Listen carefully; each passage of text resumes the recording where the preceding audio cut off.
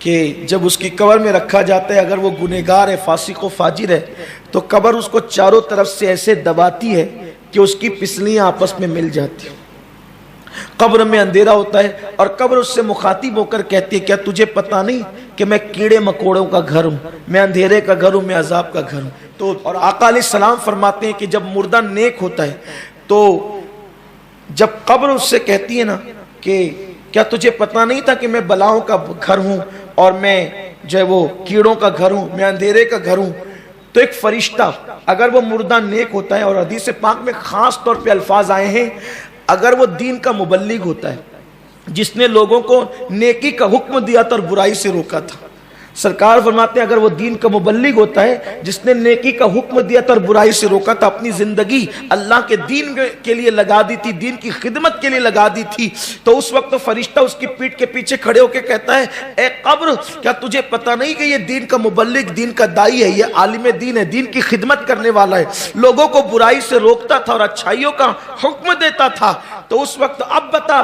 تیرا کیا خیال ہے اس کے بارے میں؟ تو قبر کہے گی اللہ اکبر کہ اس کے بارے میں میرا کیا خیال ہے؟ اللہ تبارک و تعالیٰ کیا کہا کہ حکم کی میں منتظر ہوں۔ تو روایت میں آتا ہے کہ غیب سے ندا آئے گی، اس کے جسم کو، مٹی کے جسم کو نور میں تبدیل کر دیا جائے اور اس کے لیے جنت کا بسترا لگا دیا جائے اور اس کو قیامت تک کے لیے دلہن کی طرح سلا دیا جائے اور اس کی قبر کو تا حد نگاہ کشادہ کر دی جائے۔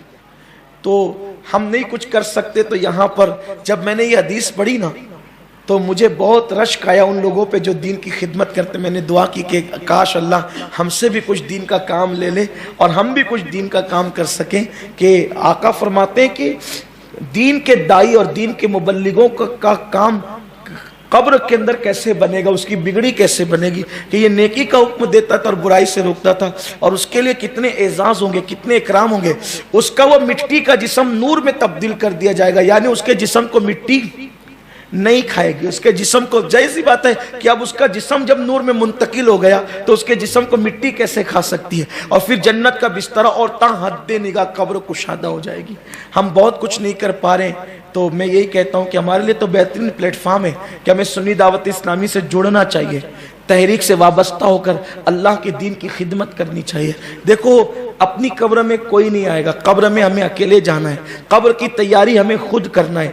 ہم جو اپنا ٹائم ہوٹلوں پہ برباد کرتے ہیں، ہم اپنا ٹائم کسی کے زینے پہ بیٹھ کے، کسی کے اوٹے پہ بیٹھ کے، کسی کی کرسی پہ بیٹھ کر، کارپوریشن کی کرسیوں پہ بیٹھ کر کے جو اپنا وقت گزار رہے ہیں، ٹائم پاس کر رہے ہیں، یہ آئندہ سیکنڈ میں ہمارا نام تھے میں ہوگا یا ہے میں ہوگا کوئی گارنٹی نہیں ہے نا۔ یعنی اگر مر جائیں گے تو لوگ کیا کہیں گے؟ سید صاحب تھے، یہی تو کہیں، یہی ہوگا۔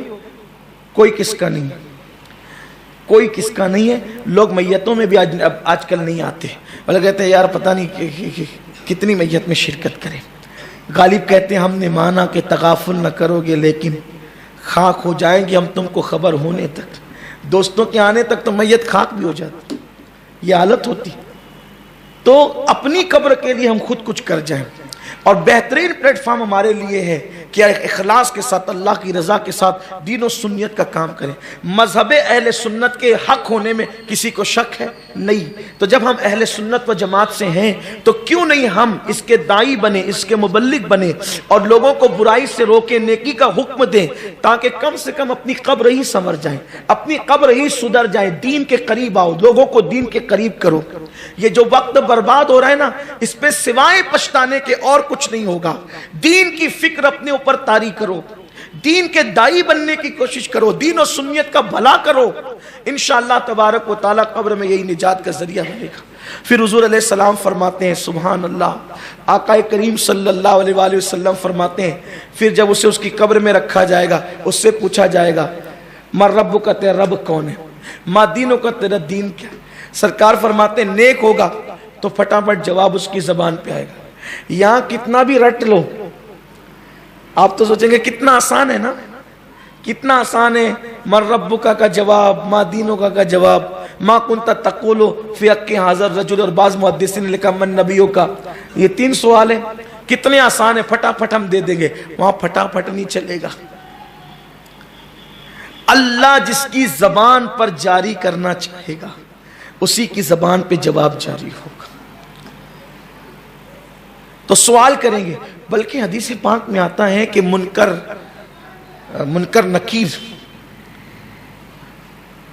منکر نکیر جو سوالات پوچھنے کے لیے ہیں، فرمایا کہ ان کے بال جو وہ ان کے پیروں تک ہے، اور ان کے ناخن اتنے بڑے ہیں کہ وہ زمین چیرتے ہوئے ہیں، ناخن سے زمین چیرتے ہوئے قبر کے اندر آئیں گے. یہ کوئی تماشا تو نہیں ہے، کوئی کہانی قصہ تو نہیں ہے، اس منزل سے گزرنا ہے ہمیں. اور کیا وہ عجیب سی گھڑی ہے. میں کبھی اس کے سوچتا ہوں، اللہ کرے ہم سب اس پہ سوچیں. 8-10 دن جب کبھی مالیگاؤں میں رہنا ہو جاتا ہے ایک ساتھ، اس کے بعد جب دوستوں کو چھوڑ کر کے کسی لمبے سفر پہ نکلو تو طبیعت پلٹ پلٹ کے سب کے چہروں کو دیکھنا چاہتی. ابھی اگر کسی کے لیے دل میں محبت ہو تو طبیعت تو یہی ہوتی ہے نا. دوستوں سے اللہ نے محبت دی ہے. میں تو اللہ سے یہ دعا کرتا ہوں کہ اللہ جس کو دوست بنا اس سے سچی محبت دے. میری یہ دعا رہتی ہے کہ اللہ میرا جس کو دوست بنا اس سے، میں زبان اور دل میں فرق کرنے والے کو منافق سمجھتا ہوں. یا تو کسی سے دوستی نہ کرے، اور کرے تو سچی محبت کرے. کیونکہ جب آپ کے دوستوں کے لیے آپ کے دل میں سچی محبت ہوگی تبھی اللہ کے لیے آپ کے دل میں سچی محبت ہوگی. اگر آپ دوستوں سے محبت نہیں کرتے تو آپ کے دل میں اللہ سے بھی محبت نہیں ہوگی. یہ سب منافقت ہے. تو پہلے تو دوستی مت کرو، کسی سے کرو تو سچی محبت. تو اللہ سے دعا کرتا ہوں، تو اور محبت بھی اللہ نے دی. تو جب 8-10 دن کے بعد انہیں چھوڑنا ہوتا ہے تو میں سوچتا ہوں یا اللہ واپس پھر پلٹ کر انہی کے درمیان آنا ہے. تو گھر والوں کا، دوستوں کا چہرہ بار بار دیکھنے کو جی چاہتا ہے. چند دنوں کے لیے جاتے ہیں تو اب تصور کریں قبر میں لٹا دیے گئے، کتنے صدمے ہیں اس مردے کے لیے. ایک گھر چھوٹا، بیوی بچے چھوٹے، کاروبار چھوٹا، کپڑے چھوٹے، تجوریاں بھری ہے کپڑوں سے، اور پہنایا کیا گیا؟ کفن لپیٹ دیا گیا. ایک سے خوشبو لگائی جا سکتی ہے. خوشبو کون سی ہے؟ کافور. اب سوچے، تھوڑا سا غور کریں. عود نہیں چلے گا، عنبر نہیں چلے گا، اور اگر ہم ڈالتے بھی ہیں لیکن جب کافور لگایا جاتا ہے تو ساری خوشبو دب جاتی ہے. خوشبو آتی ہے کافور کی، یعنی اتنی سستی خوشبو. کافور سے سستی خوشبو اور دنیا میں کوئی نہیں ہے. کفن ہے، کافور ہے. انسان نے کتنی کاریں خریدی، بائک خریدی، لیکن جب قبر میں جانے کا وقت آیا تو مسجد کا وقف و شدہ جنازہ ہی استعمال ہوتا ہے. خود کا جنازہ بھی نہیں ہے. خود دیکھو کتنی عبرت کی بات ہے سوچنے کی. یہ میرا، یہ میرا، کتنا اکڑ رہا ہے آدمی، یہ میرا، یہ میرا، یہ میرا، اور سب میں لگائے. بیوی بچوں کو ٹائم دے رہا ہے، دکان کو دے رہا ہے، مکان کو دے رہا ہے. بولو جو دین کی برکت سے قبر میں نجات ہونی ہے اس دین کو ہم ٹائم دے رہے ہیں. میں کتنے لوگوں کو دیکھتا ہوں بٹھا کر کے لوگوں کو کہو یار دین کا کچھ کام کرو، کہتے ٹائم نہیں ہے، اور اس کو یقین ہے کہ مجھے مرنا ہے. سب بے وفائیں. بیوی دوپٹے سے آنسو پوچھتے پوچھتے تھکے گی لیکن قبر میں نہیں آئے گی. بچے بھی نہیں آئیں گے، دولت بھی نہیں، مال بھی نہیں، کچھ بھی نہیں. آدمی کار خریدتا ہے تو کتنا پھدکتا ہے، میں نے کار لے لی، میں نے گاڑی لے لی. قیمتی گاڑیوں میں بیٹھتے تو سینہ تنا ہوتا ہے، سلام کرنے کی توفیق نہیں ہوتی کسی کو. یہ صورتحال ہوتی ہے. کچھ نہیں ہے. یہ سب مکر فریب ہے. یہ خواب ہے. خواب جیسے ہم سو کر کے خواب دیکھتے ہیں نا، میں بادشاہ بن گیا، آنکھ کھلتی ہے تو وہی پھٹیچر کے پھٹیچر، ویسے یہ سب خواب ہے. خواب، یہ سب خواب ہے.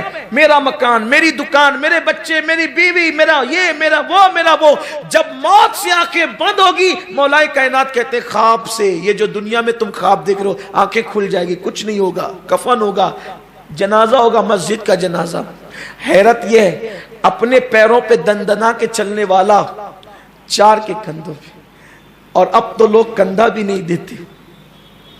اب تو لوگ کندھا بھی نہیں دیتے. میں سوچتا ہوں کہ اپنا ٹائم آتے آتے پتا نہیں کہ یہ ایمبولینس کا دور تو نہیں آ جائے گا. آ بھی گیا ہے، ہنسنے کی بات نہیں ہے، لیکن جو دور ہے تو چلیں ٹھیک ہے، لیکن کچھ تو کندھا دو، کہیں تو کندھا دو. کندھے کی بڑی برکتیں ہیں. کندھا دینے سے دل نرم ہوتے ہیں. اب اتنے سارے صدمے ہیں، سب چھوٹ گئے.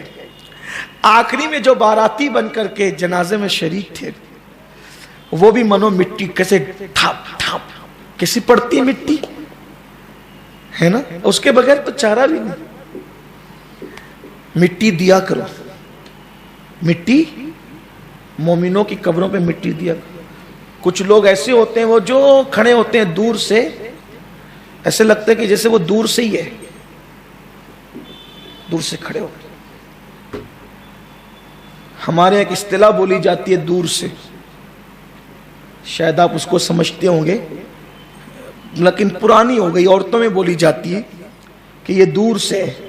तो ऐसे खड़े होते जैसे वो दूर से, मर्द हो के दूर से, ना जनाजे में नमाज पढ़ते हैं, ना नमाज जनाजा पढ़ते हैं, ना मिट्टी देते हैं, बस वो हाथ बांध के खड़े होते हैं।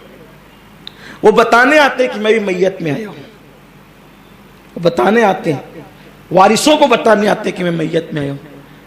जनाजा पढ़ो, जनाजा पढ़ने आए हो, बताने नहीं आए हो। और जो नेकी करके किसी को बताए, क़यामत में अल्लाह फरमाएगा जिसको बताया था आज अजर उसी से ले ले। अल्लाह के लिए जनाजे में शिरकत करो, जनाजे ही नहीं, जो काम करो अल्लाह के लिए करो। दूर खड़े रह के तमाशा मत देखो। कब्रिस्तान जाए तमाशा नहीं है, जाए इबरत है। क्यों खड़े रहते हो बातचीत छटकारते हुए? और कुछ लोग ऐसे होते हैं अकेले खड़े ही नहीं रहते, दो चार को लेके खड़े होते हैं, तेज तेज से बातें भी करते हैं, उनको कोई बोलने वाला भी नहीं है। खासतौर पे जो सोशल वर्कर इल्ला माशाल्लाह जो ज्यादातर होते हैं ना, या और कुछ लोग जो समाज के अंदर सबसे बना के रखना चाहते, बताते हम आए, अरे सबसे बना के रखने वाले रब से बना। 800 साल हो जाएंगे तेरी मौत को, फिर भी गरीब नवाज की तरह तुझे मकबूलियत नसीब होगी उनके सदके में, वरना लोग तो कब्र का निशान भी भूल जाएंगे। तो लोग ना जनाजा पढ़ते हैं, ना मिट्टी देते हैं। हदीस पाक में आता है एक बंदा क़यामत के दिन उसको जहन्नम में जाने का हुक्म होगा, ऐसे में थोड़ी सी मिट्टी उसकी नेकियों के नामे अमाल में गिरेगी, मुट्ठी भर मिट्टी उसके नेकियों के नामे अमाल में गिरेगी। अल्लाह फरमाएगा जन्नत में ले जाओ, नामे अमाल भारी हो गया। वो कहेगा ये मिट्टी क्या है? तो कहा तूने किसी मोमिन को उसकी कब्र में मिट्टी डाली थी, आज वही तेरे लिए जन्नत में जाने का जरिया बन गई।